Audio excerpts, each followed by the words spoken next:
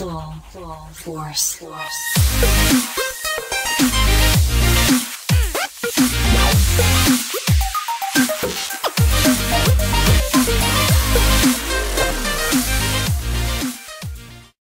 Hey guys, Kale Slayer here, coming at you with a quick tutorial on how to create a PC Minecraft Bukkit server. Now, first things first, we're going to want to get this program. In order to run Bukkit servers, you need this program. Now, first thing you're going to want to do is accept the license agreement, and then you're going to want to figure out what your operating system is. I am running a Windows 64-bit, so I'm going to want to download that one. Now, while that downloads, I will show you how to check what operating system you have. If you're running Windows, you're going to want to come over into the bottom left-hand corner, and click on the window. Then you want to go over to Computer, right-click, and go to Properties. Once you're in Properties, you'll be able to read exactly what operating system you have. I have a 64-bit, as I said earlier, and now that I know that, I can exit out of this and download the correct one. If you're running Linux or Solaris, I'm sorry, I do not have that operating system, so you'll just have to know exactly what bit you're running. Now, once you got that, open it up, do all that good stuff. I already have it downloaded, so there's no need for me to re-download it, so I'm going to click no, but you're going to want to click yes. So now that I am done with that, I am going to move on to the next step, which is going to this link, which will be the second link I have in the description. The first one will be this one. I'm sorry, I forgot to say that. So, second link in the description will be the Bukkit downloads. You're going to want to download the development build. It's pretty stable, so click on that. That will, I have security system. That will download there. It'll take a while for you because you'll be downloading it for the first time, but I am not, so it goes pretty fast for me. And then while that downloads, if you wish, you can go to this next link, which will give you the code that you will need in order to run your server. Now, if you're using Windows like I am, you'll be using this code, but if you're running Linux or Mac, you will be wanting that code and or that code. So, with this code, you're going to want to copy it. Next, after we have copied the code, you're going to want to go to your desktop, and you're going to want to create a new folder, and you can name the folder anything. You can name it Bukkit server or whatever. Doesn't really matter. As you can see, I already have one of those, so I'm gonna name it tutorial. And then once you are there, you are going to want to create a new text document right over there, and you can name this, I would suggest naming this startup, because this is going to be how you're going to run the server in order to start it, basically, which is why I'd name it startup. But next you're going to want to open that, and you're going to want to paste the code that you saw on that link, on the second link, and this is the part that is necessary right there. So this -07 true pause, that's unnecessary. You don't need that, so just delete that. And now that you did that, you're going to want to save this and change this text file to a .bat file. So go to rename, and then go to the right side, delete .text, and make sure you have the period there so that you can name it a .bat. Now that it's a .bat, it's going to ask you if you want to do that. You want to click yeah. Now that you have made this a .bat, you can start your server using this once we put all of the actual server things into the folder. Alright, now next is you're going to want to go over to the craft bucket jar that you had, and you are going to want to drag that into the tutorial folder, or whatever you named your folder. Now that it copies that, you're going to want to rename that file into just craft bucket. So go to the T here, drag, and then delete. Now that it's just craft bucket, we can, yes, we want to change it, and then click your startup. Now this is going to generate all the files that you need.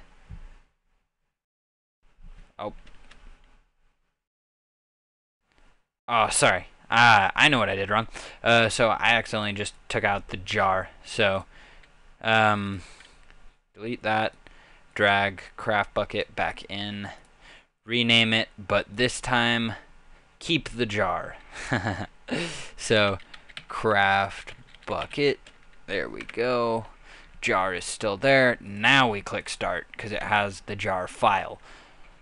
This is going to load up a bunch of files that will then be in your tutorial thing. Your tutorial folder, that's what it's called. As you can see, there they are appearing right now. And it is preparing the world for us. Like I said, it's starting up the world. So every time you want to start up your server, you're going to need to have that. You're going to want to click that and have that running. But this is going to take a little while because this is the first time I'm running this specific world, so it has to generate everything for it. But when that's done, you'll see it says done, and I can minimize the command exe, and I can then go into this whole area. Now, this is, it can be arranged in the way it's arranged now, or it can be arranged in the way that I have it in my actual Bukkit server, which is the way I believe it is most of the time. Like, that's how it starts up most of the time. But sometimes it'll arrange everything like this. So whitelist text, this is for players. When you have whitelist enabled, it will make it so that no one can join your server unless you add them to the whitelist. So if your server becomes popular and you advertise it a lot, but you don't want certain people, like you want to make it basically invite only, then you'll enable whitelist and you'll have to put in whatever the person's name is right there for allowing them onto your server. However, I do not use whitelist. Now, that's your start. In order to start the server, you always click the bat file. Server properties. These are pretty important. A lot of these have meanings that I don't necessarily know because they aren't necessarily important in my use of servers and worlds, because I just use mine for survival. But the name just correlates to whatever you want it to be. So I'll just name mine Kale. And then flight, you can put true, and then people can fly. That just announces things. Don't change the server port. Level type, don't change that unless you want bigger levels. So you'd have to look that up on Google because I always have that on default. You can put a seed in if you find one on Google that you like, or you just make a world and you like the seed, so you put it in there. Don't change the server IP.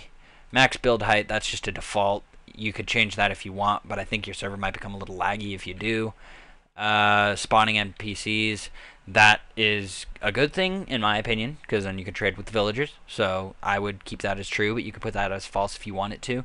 And whitelist, like I said earlier, you can enable that, but I wouldn't unless you want your server to be invite only and people figure out about your server somehow. Spawning animals, pigs, sheep, cows, all that good stuff. Hardcore, you can put true if you want hardcore to be on.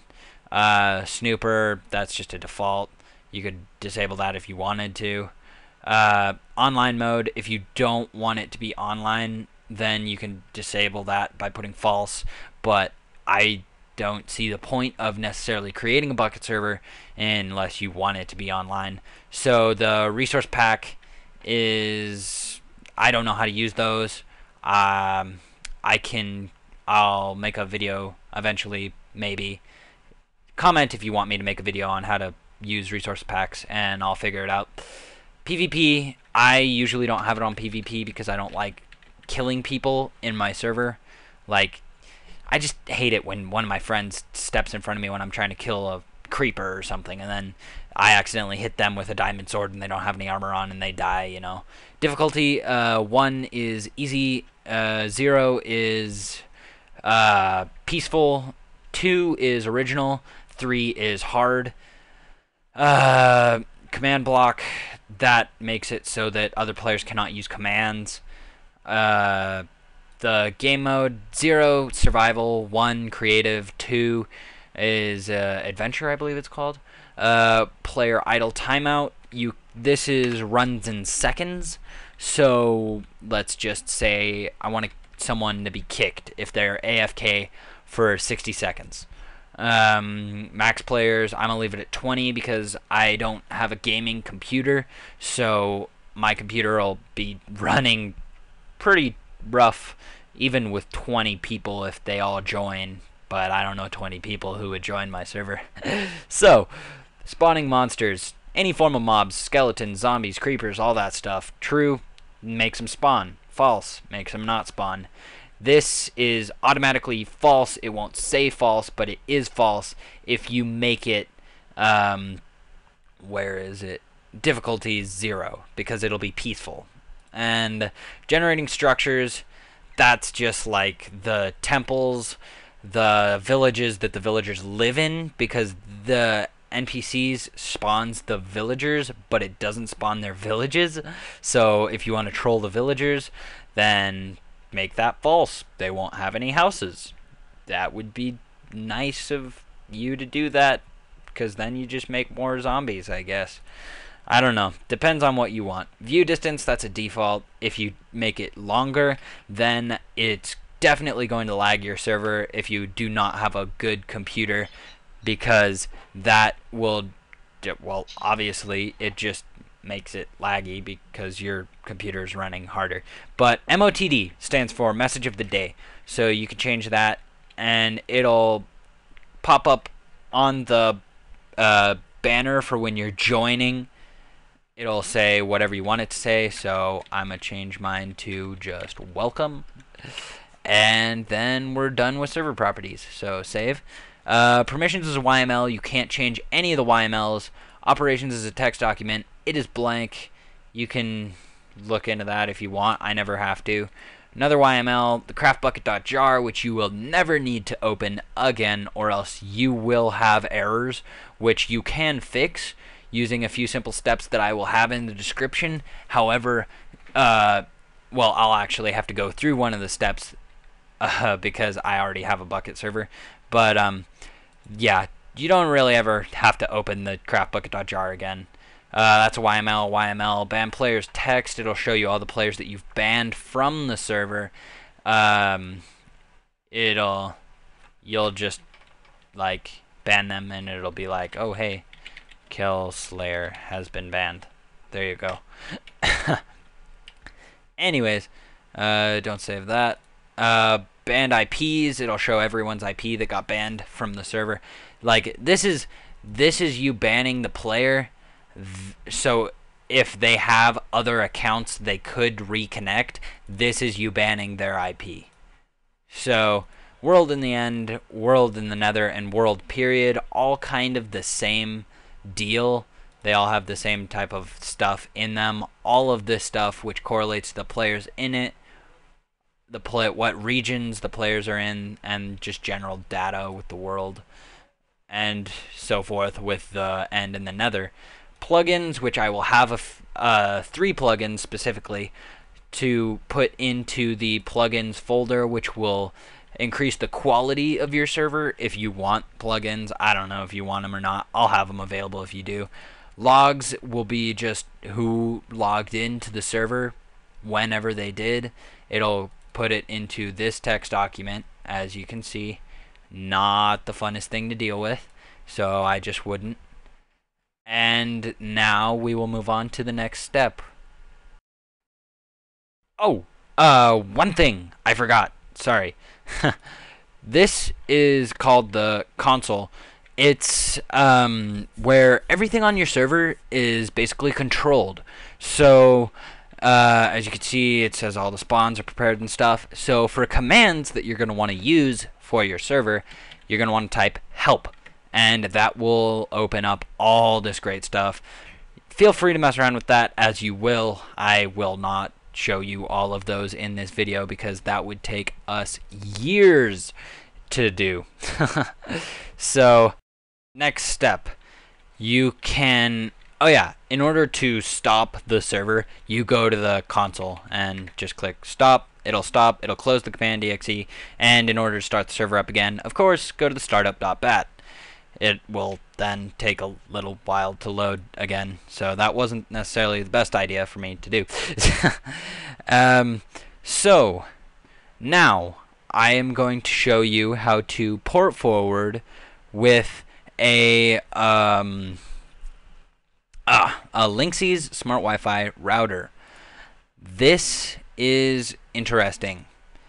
So, you type in your in order to, okay, I need to pause, not pause, back up for a sec. So we're going to want to figure out our IP. In order to do that, you go to the window, you go into the search, and you type in CMD. CMD.exe pops up at the top. You're going to want to run as an administrator. Click yes. Now you're going to want to type in this line of code, IP config. Now, no space, by the way. Click enter once you do that, and it'll show you the IPs up here for your wireless or your Ethernet or however you're connected. But you're going to want to find the IPv4 address, the subnet mask, and the default gateway.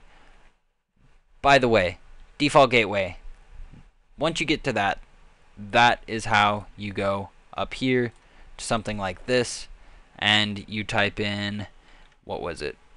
You're going to want to keep that in up, because you're going to want to type in the default gateway into your browser.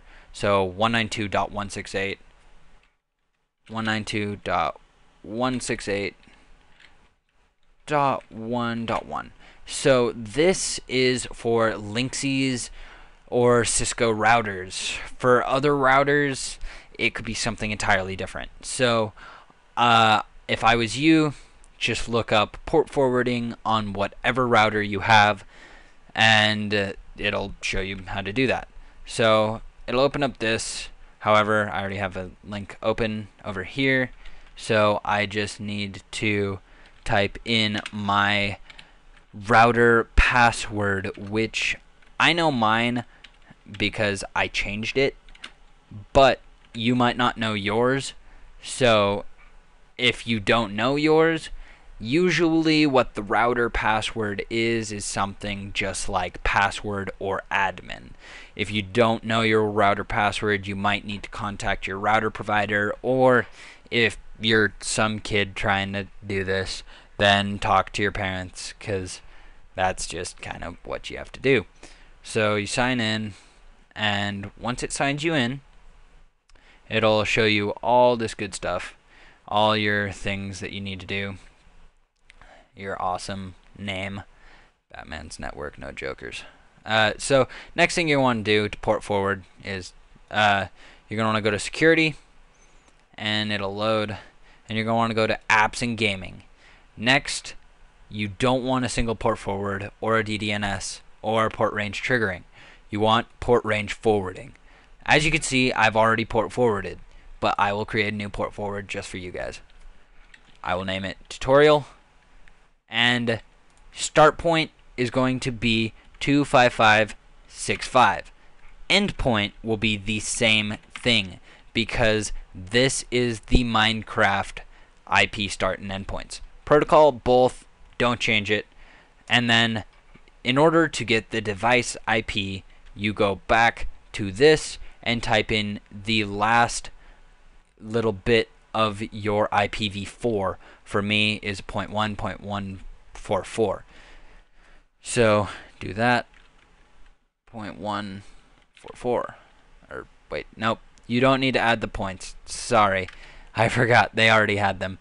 They didn't have them in the original, I don't think, so it kind of confused me.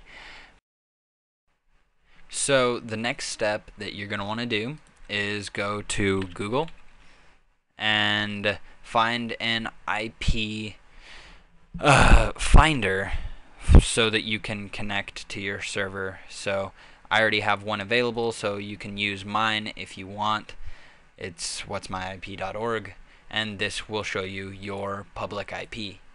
This is going to be what you type in to Minecraft as the what's it called?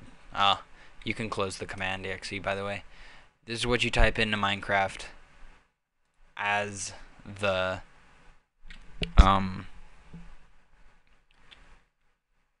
address, I believe it is. Yes, the address. That's the word I was looking for. So once you do that, you open up Minecraft. You can play, maybe, or not. It'll take a while for my computer to load that up. My computer's going crazy. There's too much going on. It says, please stop. No, I don't like this anymore. So load up Minecraft and go to multiplayer, obviously. There's my server already, but you're going to want to add the server. Name it whatever. Doesn't really matter. And tutorial, and then here's your address. Oh, whoop. Totally forgot.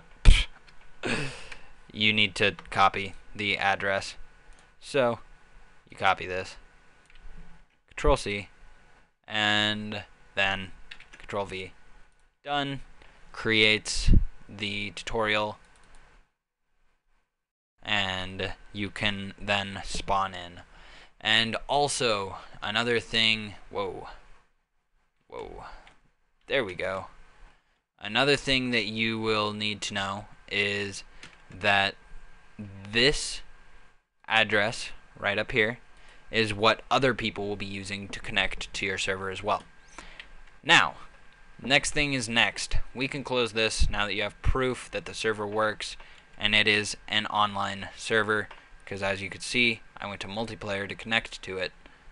So I can close Minecraft and I can stop the server from running because I will no longer need it for the next part.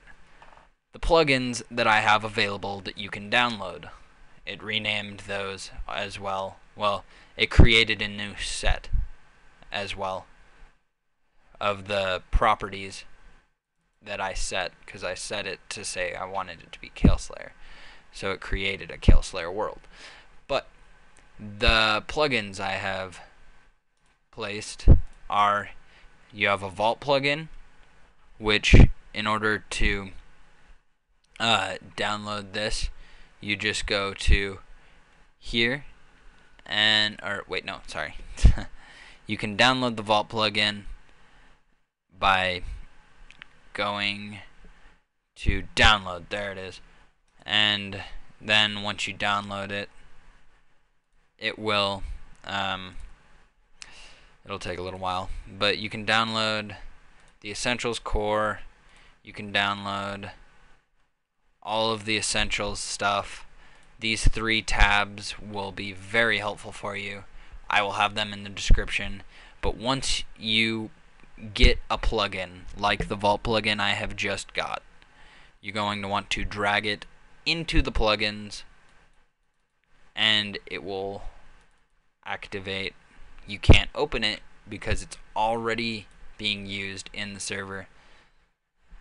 And that is how to do plugins and how to download, or not download, how to create a Bukkit server. Hope this was helpful. If you have any questions, I'll have contact information in the description, as well as 4 of the most common errors that are occurred when performing creating a Bukkit server. Hope you guys liked the video. If you did, leave a like. If you have any questions, comment, and make sure to subscribe for more videos. Thanks, guys.